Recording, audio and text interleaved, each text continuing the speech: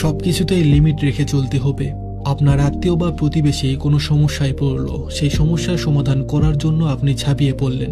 এটা খুব ভালো কাজ, ভালো মানুষ হিসাবে আপনি বিবেচিত হলেন। কিন্তু এক অর্থে সেই আত্মীয় বা প্রতিবেশীকে আপনি পঙ্গু করে দিলেন, তাকে আপনার প্রতি নির্ভরশীল করে দিলেন। উদাহরণ দিচ্ছি, আপনার চাচার কাছে কেউ টাকা পায়, ডেডলাইন পেরিয়ে গেলেও তিনি টাকা পরিশোধ করেননি।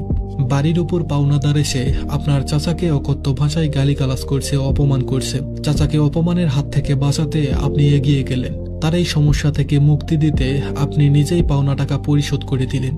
আপনি আপনার চাচার কাছে ভালো মানুষ বলে বিবেচিত হলেন, কিন্তু আদতে কি লাভটা হলো? আপনার উচিত হবে পাওনাদারকে বুঝিয়ে কিছুটা সময় বাড়িয়ে নেওয়া, তারপর চাচার সাথে আলাপ করে সমাধানের উপায় বের করা। কিভাবে উপার্জনের রাস্তা বের করা যায়, ঋণ পরিশোধ করা যায়, এই নিয়ে বুদ্ধি পরামর্শ করবেন, তার মতামত নেবেন। যার সমস্যা তারই সমাধান করতে হবে, তাহলে তার অভিজ্ঞতা হবে, সে বাস্তবতা বুঝবে। পুরো সমাধান আপনি করে দিলেন মানে তাকে পঙ্গু করে দিলেন, আপনার প্রতি নির্ভরশীল করে তুললেন, আপনার উপর চাপ বাড়ল। শুধুমাত্র একটাই উদাহরণ দিলাম, প্রতিটা সমস্যার সমাধান তাকেই করতে হবে যে ভুক্তভোগী। আপনি শুধুমাত্র পরামর্শদাতা, আপনার কাজ বাদ দিয়ে অন্যের কাজ করে দিতে যাবেন না। তাকে কাজ করার প্রসেস দেখিয়ে দিবেন, কিন্তু কাজটা তাকেই করতে হবে।